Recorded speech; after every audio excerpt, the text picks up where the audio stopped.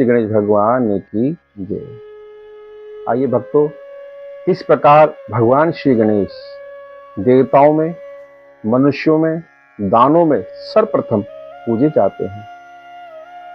कोई भी मंगल कार्य हो या अमंगल कार्य हो, बिगर गणेश की पूजा के संभव नहीं है, उससे फल की प्राप्ति नहीं होती। अगर हम बिगर गणेश के कोई कार्य करते हैं या उनका ध्यान नहीं करते, वो सारी पूजा व्यर्थ और व्यर्थ को चली जाती है। तो किस प्रकार भगवान श्री गणेश देवताओं के, मनुष्यों के गणपति कहलाते हैं, इसकी कथा कहते हैं। एक समय मां पार्वती को लगा कि भगवान शिव के बहुत गण हैं और सभी गण भगवान शिव के अधीन हैं। मेरी कोई सुनता नहीं है, मैं अपनी मन की बात किसको कहूं, किससे प्रेम से बात कहूं, कौन मेरे मन मेरे दिल की बात को जाने। इस प्रकार पार्वती विचार करने लगी। पार्वती विचार करके संग सहेलियों के साथ स्नान करने गई। सहेली ने भी कहा कि पार्वती, तुम सत्य कह रही हो, तुम्हारा भी एक गण होना चाहिए जो तुम्हारे अधीन हो, तुम्हारा रक्षक हो, तुम्हारी बात को समझने वाला हो, तुम्हारे लिए खड़ा होने वाला हो। उसी समय मां भगवती पार्वती ने एक मट्टी को लेके एक आकृति बनाई और उस आकृति के अंदर अपने शरीर का तेज पुंज उसमें प्रकाशित कर दिया और प्रकाशित होते ही उसी समय एक बालक उत्पन्न हो गया और बालक उत्पन्न होते ही बड़ा हो गया और मां भगवती को प्रणाम करा। तब मां ने कहा कि पुत्र, मैं बहुत प्रसन्न हूं, आज से तुम मेरे गण होगे और तुम्हारा नाम गणेश होगा।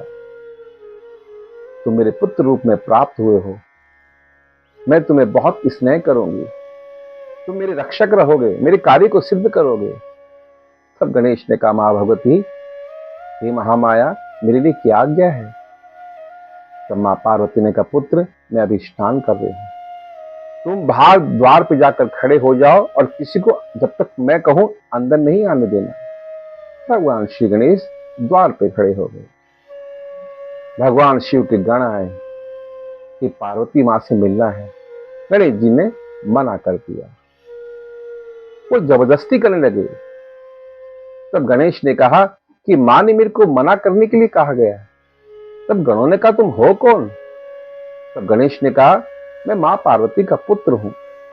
गणों ने कहा, आप पुत्र हो, हमें तो बात पता नहीं, आप पुत्र कहां से हो गए। इस प्रकार सब गणों ने भगवान शिव को जाके बोला। शिव ने ब्रह्मा विष्णु आदि सभी देवताओं को भेजा कि जाकर देखो कि द्वार पर कौन है और कौन मेरे पुत्र को स्थापित कर रहा है। सभी देवता गए, सबने बार बार पूछा, लेकिन गणेश जी नहीं माने। आखिर सभी देवता क्रोध में आ गए और गणेश जी पे अस्त्र शस्त्र छोड़ने लगे। भगवान श्री गणेश ने मां भगवती की शक्ति के द्वारा सभी देवताओं को परास्त कर दिया। देवता निराश हो गए, भगवान शिव के पास गए। शिव ने कहा, इतना बलवान जिसमें ब्रह्मा विष्णु सभी परास्त हो गए। अतः भगवान शिव क्रोध के मारे गए और कहा, तू कौन है। तब कहा, मैं गणेश हूं। किसका पुत्र है। मां भगवती गौरा पार्वती का। भगवान शिव ने कहा, वो हमारी पत्नी है और आप पुत्र हो तो हम तुम्हारे पिता हैं, हमें अंदर जाने दो। गणेश ने कहा, नहीं नहीं, जब तक मां की आज्ञा नहीं, मैं आपको जाने नहीं दूंगा। अतः भगवान शिव को क्रोध आया और अपने त्रिशूल से श्री गणेश का शीश धड़ से अलग कर दिया। मां पार्वती को पता लगा। मां भगवती बड़ी क्रोध में आई, शरीर काला पड़ गया, जीभ लपलपाने लगी, आंखें लाल होगी, भयंकर शरीर, विकराल शरीर। ऐसे शरीर को देखकर देवता थरथर कांपने लगे। मां ने कहा, जिसने भी मेरे पुत्र की हत्या करी, उन सबको मैं इस पृथ्वी से नष्ट कर दूंगी, इस पृथ्वी को समाहित कर दूंगी, इस पृथ्वी को खंड खंड कर दूंगी। जल, अग्नि, वायु, सूर्य, ब्रह्मा, विष्णु, नारायण सबको मैं समाप्त कर दूंगी। ऐसे भयानक शरीर को देख के सब कांपने लगे। सबने भगवान शिव से प्रार्थना करी। भगवान शिव ने विष्णु को कहा कि विष्णु, जो भी माँ अपने पुत्र से मुख फेर के सो रही हो उसका मुख लेके आओ।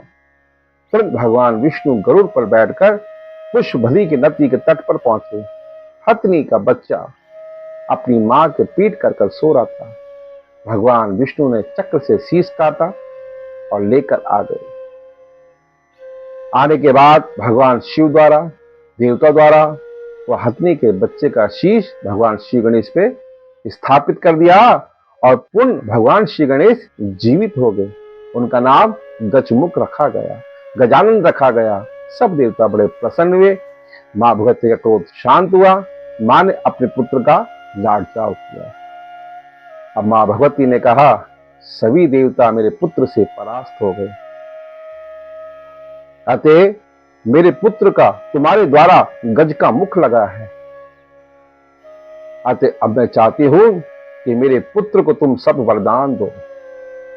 सब देवता ने हाथ जोड़ के मां से प्रार्थना करी कि मां आप चिंता ना करें, आपका पुत्र आप जैसा और भगवान शिव जैसा तेज में होगा, बलवान होगा, शक्ति होगा, बुद्धिमान होगा। भगवान विष्णु ने कहा मेरे से भी ज्यादा बल भगवान श्री गणेश में रहेगा। सरस्वती ने कहा मैं आशीर्वाद देती हूं कि ये बुद्धि का देवता होगा। सावित्री ने कहा ये वेदों का ज्ञान करने वाला और वेद को लिखने वाला होगा, वेद का काव्य होगा, वेदों का गुणगान करने वाला होगा। इंद्र आदि ने सभी उनको वरदान दिया और कहा कि आज के बाद सभी देवताओं से प्रथम पूजा पहले भगवान श्री गणेश की होगी। तो भगवान श्री गणेश की प्रथम पूजा करेगा, उसके बाद देवताओं की पूजा करेगा। वो पूजा फलदायक होगी, शुभकारी होगी, मंगलमय होगी। और बिगर गणेश के कोई भी अपने जीवन में किसी देवता की पूजा करेगा तो पूजा अमंगलकारी होगी, क्योंकि भगवान श्री गणेश हम से सभी देवताओं के प्रजापति हैं। सभी देवता इनके अधीन रहेंगे। सभी देवता ने उनको आशीर्वाद दिया। उस दिन से आज तक इसी प्रकार भगवान श्री गणेश हमारे अधिपति हैं, सभी गणों के राजा हैं, इसलिए उनका नाम गजानन है, गणेश है। रिद्धि सिद्धि को देने वाले हैं, धन धान को देने वाले हैं। और सर्वप्रथम इनकी पूजन से शुभ लाभ, रिद्धि सिद्धि और बुद्धि की प्राप्ति होती है। बोल श्री गणेश भगवान की जय।